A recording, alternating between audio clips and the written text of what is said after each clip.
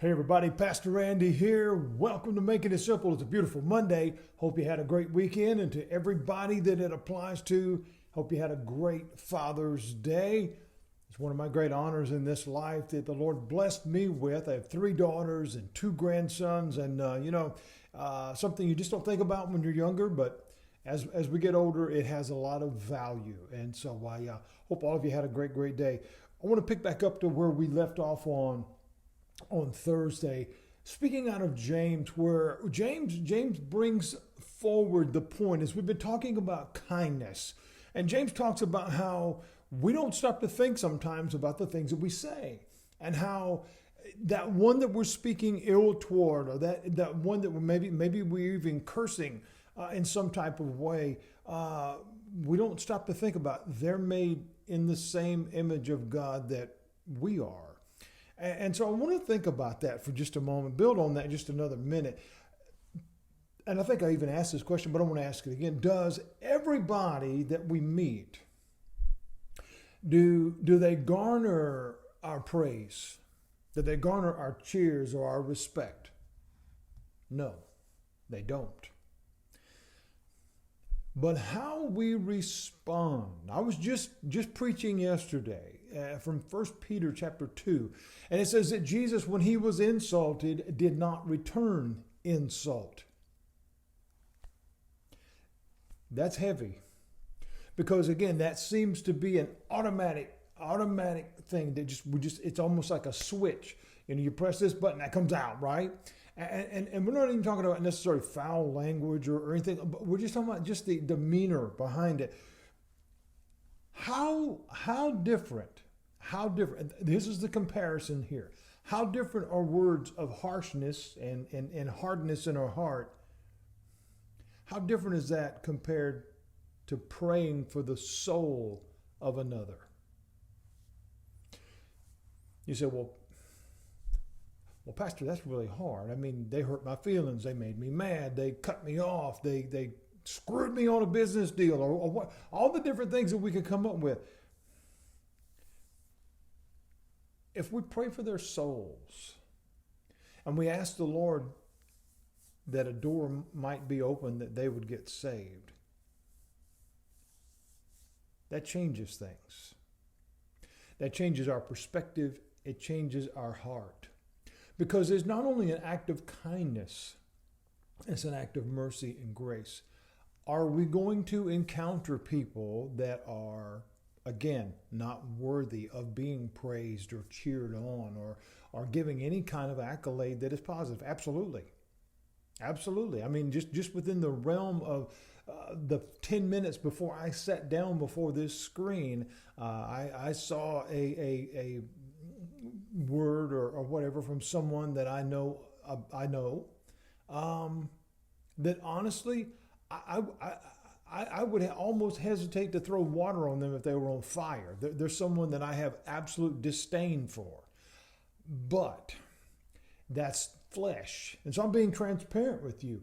And the Lord, over the course of time, has prompted me to pray for that individual, that they would get saved, that their life would change, not because of me, I'm nobody, but because of a result of praying for their souls. While flesh, causes a desire to not be in communion with that person. And we all have those kind of people in our lives, although at the same time, I wish no harm.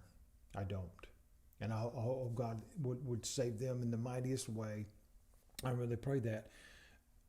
Are there ways to address difficult situations, even those that cause us disappointment, even those that cause us stress and difficulty and maybe even anger? I mean, we can be real, because we're not stopping being human here, right? Jesus gave us our greatest example. As Jesus dealt with the Pharisees and the scribes and the religious leaders of the time who were very unkind to him and very disrespectful to him and all the other things, he spoke to them in a very stern manner, even using names. Not to be calling them names like a third grader on a playground, but to grab their attention. And he said to them, "You're a brood of vipers. You are hypocrites." Now, some people, would say, well, okay, well, there was a point behind what he was saying. It wasn't to say it, just to say it. He was dealing with people that their attention could be gotten no other way. Their arrogance had overcome them. Their pride had come before them. And so therefore their willingness to hear was completely shut down. And so to speak into them, to speak toward them, around them, at them, however we want to look at it, there was only one way to do that, and that was very direct and blunt. Sometimes we have to cross that same bridge in this life. Sometimes okay, will you please listen? That doesn't work. Sometimes there has to be an elevation of something. Jesus did this, though, not to be mean, not to be finger pointy, as I like to say sometimes, or harsh. No. He was having to point out to them a harsh truth. A hypocrite. You're not practicing what you preach. A brood of vipers. You are only out for destruction and harm and getting your way. You have no interest in anyone else's well-being. It's all about you consuming that which you're going after. It's all about you being dominant and powerful. He spoke to them in such a manner to open their eyes to this truth in order to solve the major problem in their life. You know what that was? They were lost. The same thing, the same issue that we struggle with today. And I just recently, I think I've addressed this before, but I just recently had an opportunity to pray at a National Day of Prayer event, a public event. And I was tasked with the idea, the concept of praying for the government. Now, I make absolutely no secret how I feel about our current administration. That is not toward a particular person or group or party. It is about the overall actions of such. So praying for that seems a bit foreign because you're like, well, these people are horrible and they're awful and they make terrible decisions and they're hurting our country. All of that is true. The same way with the Pharisees. They were awful, they were terrible, and they were hurting the people of their community. However, God sees value in that soul and desires that none should perish. Therefore, he says, pray for your enemy. Pray for those that are against you. So my prayer for the government was that indeed, not only would things change, but even greater, that the people that are in positions to make decisions that are harming others and making awful decisions and all that their hearts would change, that they would turn to Christ and realize what that looks like, because that brings about the kindness that we're talking about. Salvation, our relationship with Christ is an absolute necessity. It is a must. Jesus told Nicodemus, you must be born again. A lot of people may struggle with that in the world today because the world teaches we don't need that kind of stuff anymore. We got it all figured out. We don't need anything. We are self-sufficient. We're so smart. We can do this. We can do that. Religion is a crutch and all that. We're not talking about religion. I almost never talk about religion. And if so, it's generally in a negative way because it has created such a negative context. I talk about relationship with Christ because that is what changes your life. Oftentimes, and we know this through life, and we even have an old saying, the truth hurts, especially when words are used. Okay, that's just true. That's just true. But I believe that even when it's a difficult matter, a difficult situation, we can do it in love. We can do it in kindness because that's what Jesus did. It was out from his heart. Even if he had to speak something that was difficult, it was from the heart because I want to see your life change. I want to see things get better for you.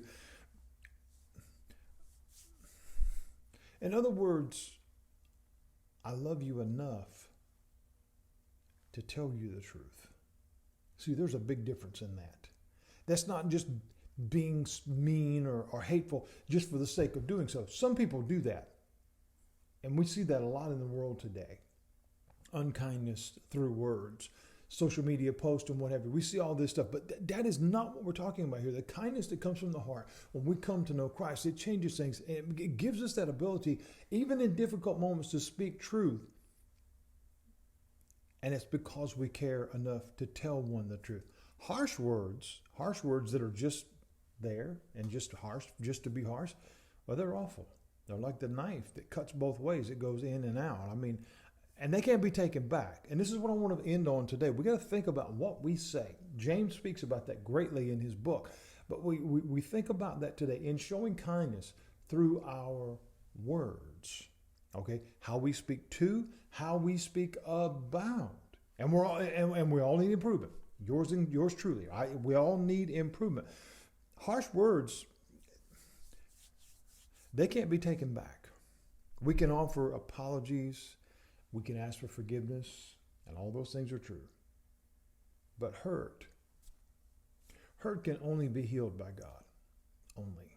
Only be healed by God. Harsh words, and oftentimes they wound those that we care about the most. And this is what I want us to think about as we close today. Think about what we say. When I was on the road during my time in law enforcement, I was called every name in the book. Okay? Obviously, people don't want to go to jail. I understand that. Or people feel like they're being, railroaded in some kind of way, or they don't like the offense, they got caught or whatever. So in that moment, you hear a lot of things. So during that time, you grow a very thick skin and you learn to just kind of let that roll off. But hearing harsh words from my, at that time, rebellious teenage daughter, it hurt me 100 times more than anything that anybody could have ever said on the road. Words matter. Kindness. We'll continue on this tomorrow, Lord willing, and talk about how it has impacted the church. Kindness or being unkind, harsh or love. How has this impacted the church, not only internally, but absolutely externally? There's something very, very important I want to talk to you about on that, as we'll probably more than likely wrap up kindness tomorrow and move right into the next part of Picking the Vine. God bless you, friends. Hope you have an awesome Monday. And Lord willing, I'll see you tomorrow.